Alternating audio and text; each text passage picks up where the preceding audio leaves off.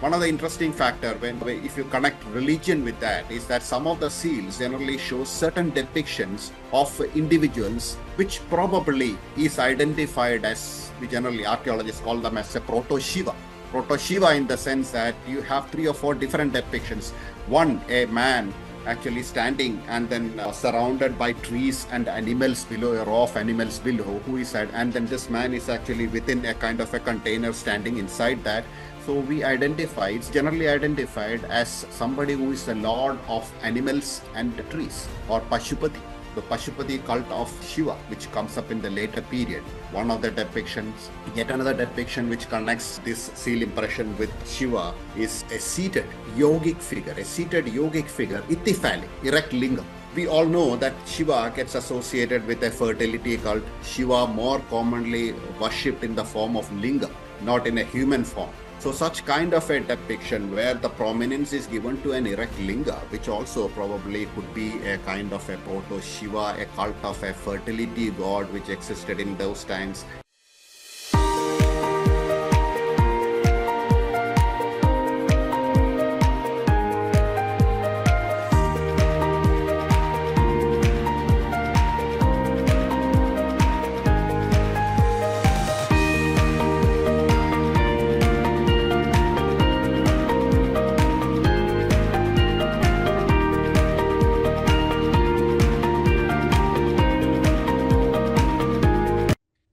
And then when you have trade, naturally there should be a standardization in the weights and measures, because as you all know, as we mentioned in the beginning, trade those days were primarily in a kind of a bartering system. You exchange goods. There was no currency of that period.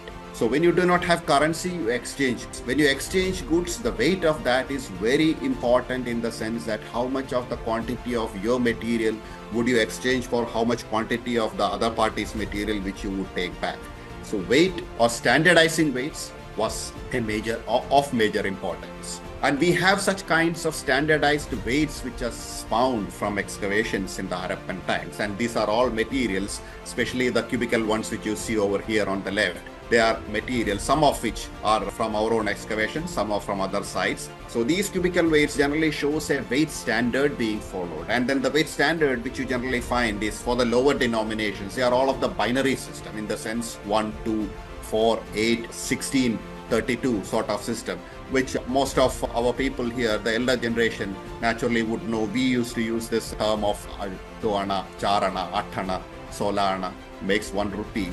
Or in those days when we were younger, actually the smaller denominations of coins was in a binary system. So 4 ana, 8 ana and 16 anas makes 1 rupee, and beyond that was a decimal system. So Harappans probably followed a similar sort, because when you actually weigh these pieces, the weight of these pieces generally shows a kind of doubling with each of the next size, which generally shows a kind of a binary system which would have been followed by the Harappans. And then for the larger denominations, a decimal would have been used. But then standardization was a must, which was generally found from the entire Harappan territory in India, as well as some of these weights were found even from the Mesopotamian region, which also shows the tradespeople, the industrialists, the craftspersons actually making them, and the traders actually taking them with the weights along with them, the weighing them, the standardized weights which were actually supported by both sides, the Mesopotamians as well as the Indus people, and then using these weights, they actually trading between them. And then along with that, exclusive ceramics, as we saw in the list earlier. So this is a jar which is presently displayed at the National Museum, New Delhi, what is called as a black slip jar. There is a black slip. The slip has actually peeled off on the exterior. The inside is also slipped. This is for transportation of liquids, and then the pointed base, as you can see, is ideally suited for fitting onto wooden boats. You cut small holes onto wooden boats and then fit it into them, and then transport them in the ships, in the boats. So when you are out in the sea, even with a little movement left or right, this won't fall off, and then your liquids won't get spilled. So that such kind of vessels were made, and high quality vessels. So such transport vessels were in use, and then once it was taken over there and then the content inside is used up, the vessel was of very high quality, and then the locals used to reuse these. I have personally seen in some of the very interior cultural regions of Oman, of the ancient, they used to carry these vessels, reuse them. once the content was emptied, once the content was sold off, they used to reuse them. So this was a transport jar which is found. Transport jar primarily we say so because you find it from the Omani territory, from the Bahrain region, from the Mesopotamian region. They used to carry liquids in this. And then similar is carrying back also. There are vessels which were used to carry back oils or wines or such things. When you come to a later period, historic period, early historic period, you have the import of wines, the Roman wines. When you have Roman trade, which is a different topic, I'm not getting into that. So this is of the Harappan times. These are some of the Harappan vessels which we got from our department excavations. The one with the holes on that is called as a perforated jar. The use is still being speculated, not yet conclusive proofs are made. But then there are different assumptions made. I personally have a belief that it could be related to dairy products, making cheese. So you have the milk in that, and then you collect it with a piece of cloth which is put inside. The liquid would ooze out and then convert it into varieties of cheese. Dairy was a major activity right from the Harappan times, and even today also in the Gujarat, Rajasthan region, when you look at cattle breeding and milk products. So that is one vessel, and then few of the other vessels which we have found during our excavations of the Harappan times, of the Harappan pottery, Harappan ceramics, some of which were used for craft activity, some of which were used for trading activity, some of were used in households. Just a general view of some of the Harappan pottery. And then beads, as we mentioned, were exported from here in large numbers. So these are some of the beads in these two pictures. The one below shows a group of large numbers of beads from burials which were found in Oman. Oman had this system of very elaborate burials right from their early Chalcolithic times, that is 3000 BC to 2500 BC. They had this what you call as a Hafid culture, 3000 to 2600 BC, and then what is called as an Ummanar culture. Ummanar is a place close to modern Abu Dhabi, and then that culture actually 2600 to 2000 BC, which falls exactly contemporary with the mature Harappans over here. These Umana people had these burials, and then some of these burials even produce these beads. Some of these beads which you find over here, part of them are Harappan in origin, that is Indian in origin, and then part of them are Mesopotamian in origin. So they used to have both ways. The traders who went from the Arab traders who went to travel between the Indus territory and the Mesopotamian territory, they would have carried these beads and used some of them themselves and then got buried along with their burials over there. So that is some of them. And in the upper picture, you have all the Harappan burials, the Indus beads. You have this long carnelian bead which is partially broken, you find, and then the white edged carnelian bead which you find, and the black edged bead also which you find. You find these beads in plenty, in thousands, from the Arabian territory as well as the Mesopotamian territory, as mentioned earlier, valued very highly. You find them even in the burials, the dead body being buried wearing these ornaments is what you generally find them very profusely. This is just a general picture of some of these semi-precious stone, as well as along with gold also use them in between. So you have mostly semi-precious stone beads and then converted into necklaces or ornaments, high value products as the title shows, which were found in plenty both in the Harappans as well as in the Mesopotamian territory. Naturally high value also because such products cannot be utilized by, or most probably was not possible for an ordinary person to buy it and use it. It would have been very costly. So elite class of people probably used it at that point of time. So this is just a group of such ornaments put together and then put into one picture. So you have the kind of the quality of the materials which were actually produced by the Harappans and then exported out to other communities. Semi-precious stones as well as gold, both were used in that to finish the product. Along with that, as I mentioned, bone and ivory was another carved object. This is an ivory comb which was found from Oman. An ivory comb with carvings on the handle of that, which was found from Oman and exported from the Indian territory, which was another major in-demand material, was ivory. And ivory you find both in the Arabian as well as the Mesopotamian territory, another term of export. When you talk of trade, the traders have to authenticate their product. You should have a trust in them, saying that it came from such and such factory or such and such producer. They all probably had their own independent seals to authenticate them. So when you send a consignment, you pack them, you seal them, and then put your stamp on that over the seal, so that you have to break the seal, then open it. So that gives an authenticity to the material, originality to the material. So these are some of the seals which our department excavated. There are hundreds or thousands of other seals of Harappan origin, and on the top is the Harappan script, which you find on the top of all these seals, the Harappan script, which is still undeciphered, which in recent times also had become very newsworthy in the sense of people claiming to read that, and then people claiming to, not especially claiming to provide an incentive to get it read, but then unfortunately it's not yet read. We do not know what is written. But that is the inscription which you see on top, and then the mythical animal of a unicorn below that. It's all our department excavations. Along with that, you have many other seals with many other depictions which are generally found. When I talk of the seal and depictions, one of the interesting factor if you connect religion with that is that some of the seals generally show certain depictions of individuals which probably is identified as, we generally archaeologists call them as a proto-Shiva. Proto-Shiva in the sense that you have 3 or 4 different depictions. One, a man actually standing and then surrounded by trees and animals below, a row of animals below, and then this man is actually within a kind of a container standing inside that. So it's generally identified as somebody who is the lord of animals and trees, or Pashupati, the Pashupati cult of Shiva, which comes up in the later period. One of the depictions, yet another depiction which connects this seal impression with Shiva is a seated yogic figure, ithyphallic, erect linga.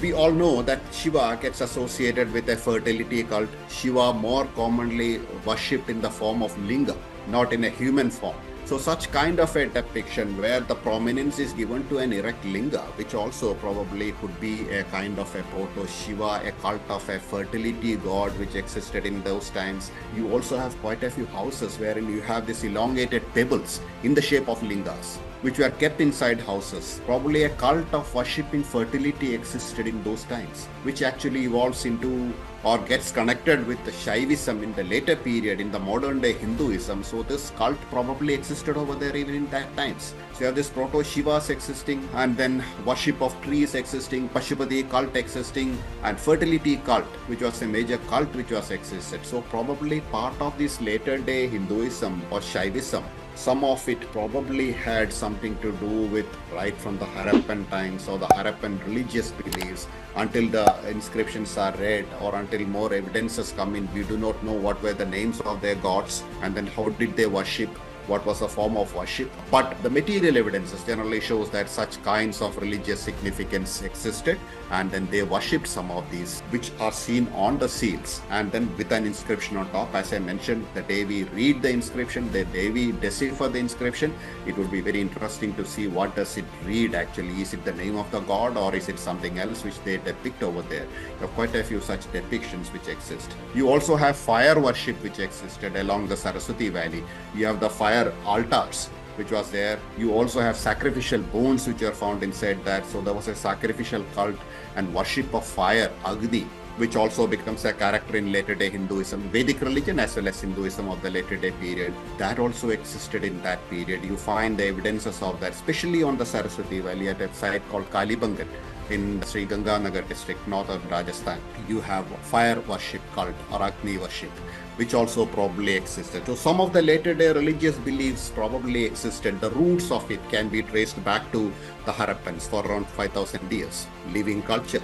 No wonder we call our culture as a living culture, because we have a continuity existing for the last 5,000 or more years. This is a general picture of one of our excavations, which was done in around 22 years back at a site called Bagasara on the mouth of the Gulf of Kutch in Gujarat, where we excavated a shell bangle workshop. I just put it there just to show the kind of, this is just one small trench where we had this heap of uncut shells on the top of the picture if you see, and then below, and then was the finished bangles or semi-finished bangles, which probably was put into a wooden box. The wood has decomposed and then the shape is retained over there. The finished bangle would have ultimately been exported to different markets in different parts, both inside the Harappan territory as well as outside. So there we had around a few thousand, 4,000 or 5,000 of these uncut shells, which were kept segregated based on their sizes, and then more than 2,000 to 3,000 such cut bangles, which was kept in one box inside one room. So this probably was a shell bangle workshop. which were found over there. And that was some of the industrial products. And then along with that, I haven't included quite a lot of other characters, of which, say, when they traded, we also have evidences of local communities settling in Mesopotamia, probably Harappan communities settling in Mesopotamia, because as you would imagine, language would have been different. So when the traders come in, actually, there would have been these middlemen who actually worked between these Mesopotamians and then the incoming traders or the industrialists from the Harappan regions. There would have been these middlemen who knew both the languages, and then they actually were dealing with both of these people. You have such communities, you have the seals of such communities, and in those houses you also have materials which were exactly similar as the ones produced in the Harappan communities here, using the local clay in Mesopotamia. So they use a local clay, made certain figurines which looks exactly like the ones which are produced in the Indus Valley over here, which shows that there would have been these migrant communities who were the middlemen. When the traders come in, they would have been the middlemen who acted as the middlemen, settled over there. So you have such settlements also, all of which shows that it was a very complex system of give and take of this trading, which actually gave them the economic backup, and then that actually allowed them to produce these huge cities. And along with that cities you have the tier 2 cities or industrial cities, then port cities where export was happened, and quite a lot of such complex system. And then ultimately, before we close, we can say that it would have been an economic collapse which brought an end to the civilization. As generally believed in the early period, there was this Aryan invasion, which is a discarded theory. We don't follow that anymore because there are no sufficient evidences of that. And then it would have been an economic, because it was not a sudden collapse. It took over 100 years, 150 years for the civilization to collapse. It would have been probably an economic collapse caused due to climatic changes, river changes, drying up of the river, probably the Saraswati, which in turn caused a downfall in their production, food production. So food decreased, so industry declined. Industry decline means trade declined, your income declined, your huge cities and the big government setups which existed naturally cannot survive those economic decline. Even in the modern times, you find there is a recession hitting in some part of the world. I suppose 2008-9 or somewhere there was a recession in the US, and then it hit the entire world. Similar situation over there, a recession, an industrial recession, a decline in trade, which would ultimately end up in having your quality of life coming down. So that actually caused the deterioration in quality of the civilization and a collapse of the civilization. And then combined along with that, the climatic changes and the drying up of rivers, people naturally were forced to migrate elsewhere, looking for more fertile soil for their livelihood, because food is the most important than wearing ornaments. So they moved out, and then ultimately the civilization collapsed. That happens around 2000 to 1900 BC. But even when we say collapse, it's not an overnight collapse, it's a gradual economic decline. So you find probably after a few generations, gradually people migrating out. Some people still putting up here, but then most people moving out. And some people trying to actually show their high quality of living in the early times, but then the standard of materials, the quality of materials coming down, the high quality vessels, the high quality ornaments which they use, the bigger houses with the drainages which they use comes down in quality. And then you find that when you look at the sequence of development, you find the declining quality of their livelihood. And then after a point of time, ultimately it entirely collapses. So that was a kind of Harappan life, which in general, as I said, this is not for a professional because most of these are very basics, but for a general public. So that was it.